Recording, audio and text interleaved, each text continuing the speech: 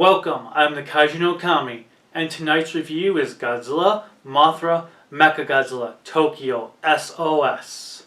Godzilla against Mechagodzilla left off with Godzilla leaving Japan injured while Kiryu was in major disarray.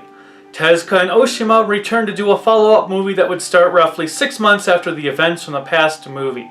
Unfortunately, the initial scripts that were handed to Tezuka he found to be boring, as they reminded him a lot of Godzilla vs. Space Godzilla, so he wrote his own script overnight that encompassed not only the return of Mothra, but also brought back one of the characters from the original movie, Shinichi Chujo.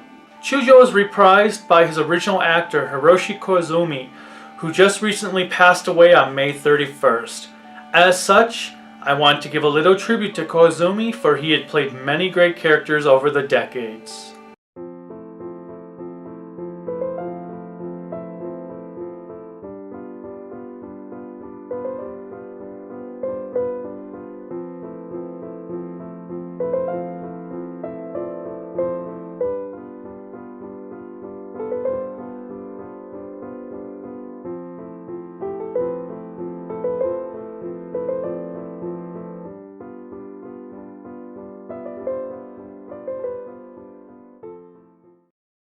On to the movie!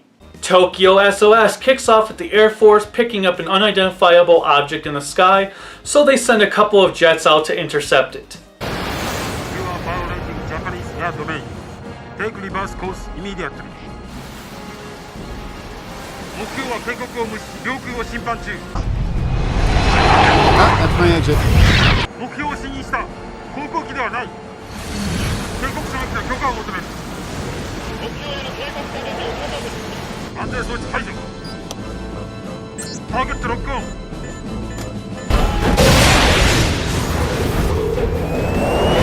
Inbound missile. Flares! Wait a second. Bogey deploying flares.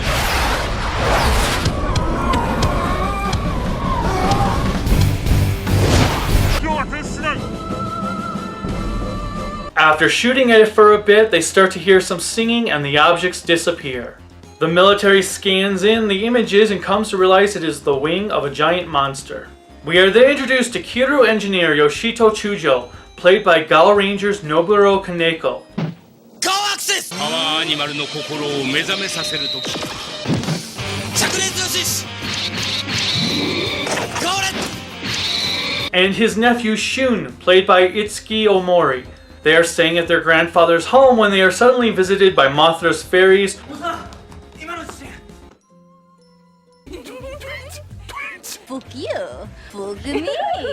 who ask for Chujo's help.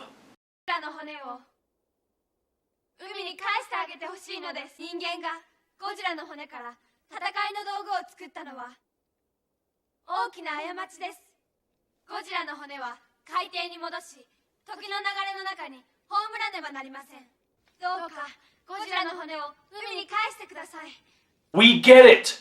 Return the bones of Godzilla. We understand. You can stop now. He's heard you 4 times. 4 times. Later, Chujo explains to Shun how he came to meet the original fairies and the truth behind the reasons as to why Mothra had attacked Japan, showing him a stone with a symbol on it that is used to summon Mothra. A party is given at the military base as Akane and Hayama are being sent to America for a training exercise. I may not be an expert in common sense, but why would you send your top pilots away when you know Godzilla may still return anytime now? And where is Yahara in all of this? Did anything come out of his pursuit of Akane? Why isn't he at the party? Anyway, Gal Red meets an old colleague of his who is now one of Kiryu's pilots named Asuza. She introduces her teammate Akiba to everyone. Kiryu no seiオペレーター、秋葉くん、元空自のトップガン。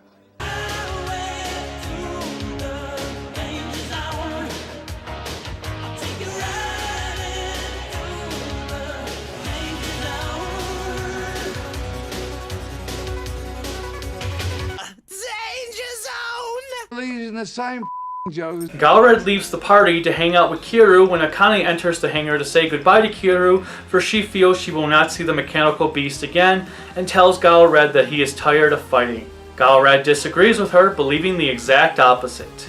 Chujo meets with Igarashi to explain the fairy's lament, and while he agrees, he argues that he cannot risk giving up Kiryu's protection at this moment in time. At the same time, a giant monster called a Komeyaba is found washed up on the beach with claw marks in its neck, which signifies that Godzilla may be returning. Gamera is really neat, Gamera is filled with meat, we've been eating Gamera. Everybody now! Gamera is really sweet, he is filled with turtle meat, we've been eating Gamera. This is further believed when the US naval sub is attacked. Azusa has some kind words for Galred, who is unsure about what they should do with Kiryu. メカの気持ちはわかるくせに人間の気持ちには疎いし Well, duh, because the major over there is far more real than you. Galred is summoned to a meeting with some of the bosses who ask him about Mothra and the visit from the fairies. これは公式の査問会というわけじゃない。さあ、答えてくれ。 If this isn't official, why do they have the light behind them to make them look godlike? Godzilla finally makes his appearance and it is revealed that there is a large scar on his chest. Everyone is being evacuated when Chujo realizes that Shun took his stone and heads out to find him despite the warnings to escape. He finds him at his school and realizes that Shun has used the desks and chairs to form the symbol on the stone. Mothra immediately shows up and she begins to battle Godzilla. Sadly, she is too weak to stop him and uses her final attack against him. Igarashi decides to send Kiryu out to help Mothra, and Galred lets Akiba know that they couldn't do any final checks on Kiryu, so he may not work right. Akiba's response? 心配するな。俺の腕があれば多少の不備などどうってことはない。 What the hell does that even mean? Yeah, I'm quite sure your fists are going to be perfectly fine against a 55-meter monster if your giant robot goes wrong. Right, you keep thinking that. Oh god, no!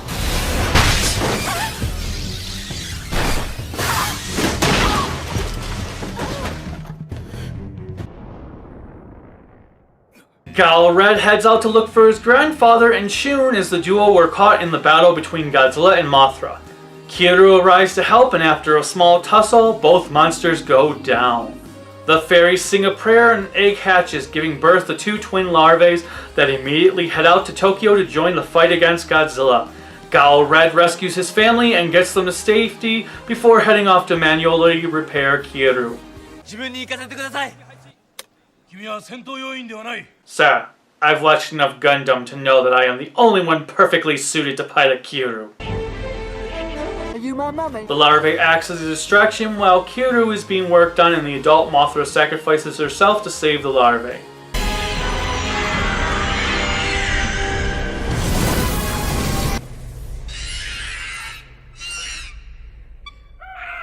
For dry, red eyes, clear eyes is awesome. Galred finishes repairing Kiryu and reboots its systems, but he finds himself trapped inside, for the hatch he entered from has been welded shut by Godzilla's atomic breath. He tells everyone that he is out so they can continue the operation. The battle continues between Godzilla and Kiryu as the duo continue to fight it out hand to hand.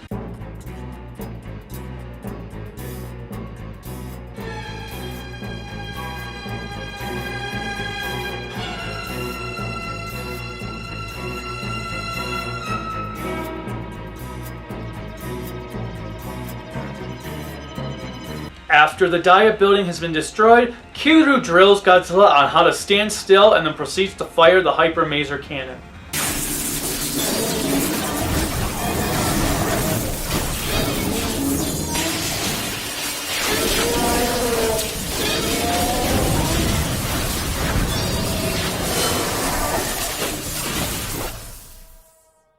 The attacks weaken Godzilla enough for the two larvae to spin their silk around Godzilla, immobilizing him.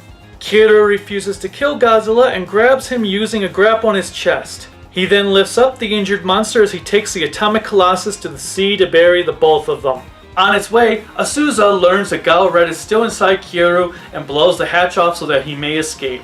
Kiryu assists by flipping over and Gale Red falls out of him and he is caught by Akiba. Kiryu and Godzilla crash into the Japanese trench, where they are believed to never be heard from again. The larvae head home and the fairies thank Gale Red for his bravery and he salutes the befallen machine. The movie ends once again with another post-credit sequence that shows that we as mankind have learned absolutely nothing from this ordeal.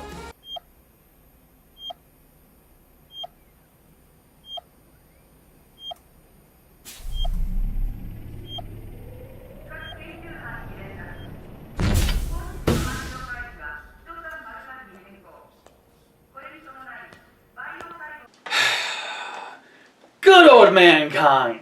What was it Yahara said in the last movie? 地球環境を破壊して絶滅種を増やしている人間の一人として Oh yeah! We suck! Way to go, mankind. Anyway, from a technical side, there is really not too much to say about this movie that was not said before. Oshima's score continues to impress and the effects work in miniatures remain astounding. Not only that, but special effects director Eiichi Asada did a great job ensuring that Godzilla did not just stand there lifelessly when he was attacked. Alas, the plot and characters really suffer from the rushed script. There just isn't enough character development going on here, and given that the main characters from the last movie are just written out, does not help matters at all. Why would they be sent away when Godzilla could be returning anytime soon? This is just baffling. Especially when the replacements have maybe 5 minutes of screen time at most. They hold no purpose to the plot and did not need to exist. It was nice to see things from the perspective of an engineer, though, but he is so emotionless. That is clearly how his character is supposed to be, but Kaneko just feels like he is disinterested in his role at times, which is not good when he is really the only human character there to carry the movie.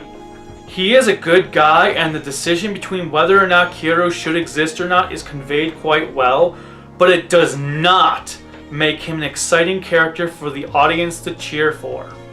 The addition of having Chujo from the original Mothra was a nice bonus, as it helped give us another character that we were already familiar with. Unfortunately, it seems like fan service is all he was here to do, because he didn't really grow as a character and his actions were not his own. They were Shun's. Shun was fine for a child character, and one of the better ones the series has ever had. Being that Tokyo SOS was written to be a direct sequel to Godzilla against Mechagodzilla, it doesn't work as a standalone movie.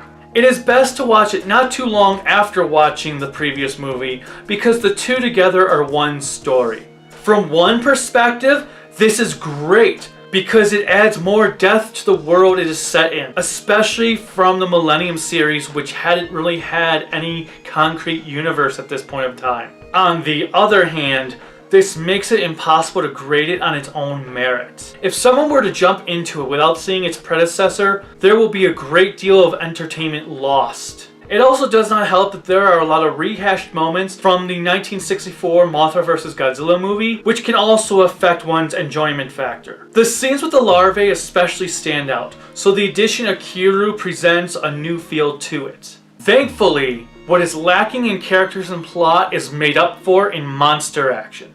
There continues to be a lot of care and detail going into the monster battles, especially the melee ones. The Godzilla and Kiryu suits are nearly the same as they were in the last movie, just with some alterations made to signify their battle damage. Godzilla has a giant scar on his chest, while Kiryu's weaponry has been changed, and the new weapons pack matches his color a lot better than it did in the previous installment. The depth of character Kiryu has continues to be extensive to the point that he is truly the main protagonist of this movie. This incarnation of Mothra is by far the best looking Mothra the series has seen since the 60s. Her fur is extremely detailed and fluffy. The wingspan looks absolutely gorgeous and is huge. The flapping of the wings is so well done that, like it was in GMK, that one cannot help but gawk at them. Everything done on her is superfluous and truly holds up to the belief that she is connected to the show Mothra. The larvae look pretty much the same they do in every movie, which isn't bad, but it doesn't make them anything unique. It was also so nice to see the fairies back and hear the Mothra prayer. In the end, Godzilla Tokyo SOS is another fantastic entry into the Godzilla series. The movie does feature some really weak characters, but it makes up for it with the monsters. Tezuka has another fantastic entry on his hands that... What's going on? Excuse me for a minute.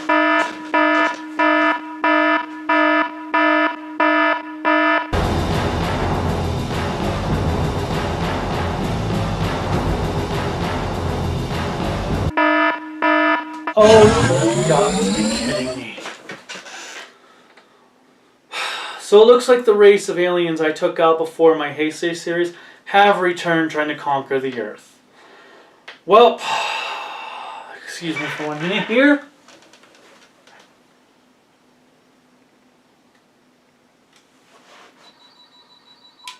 Alright, it's time to take this to the final war. Bye.